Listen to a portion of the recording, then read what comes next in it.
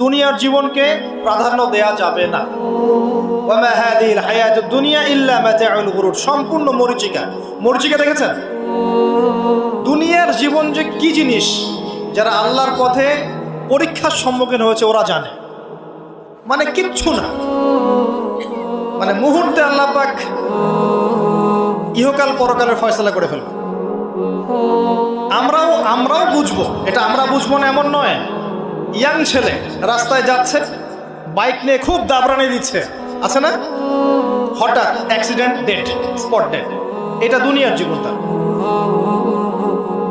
সারা জীবন দুনিয়ার পিছনে ছুটেছে, শেষ বয়সে হতাশ, কিছুই পেলাম না।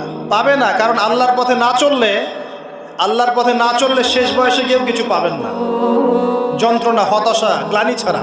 তখন দেখবেন আত্মহত্যা করে শেষ, ডেড।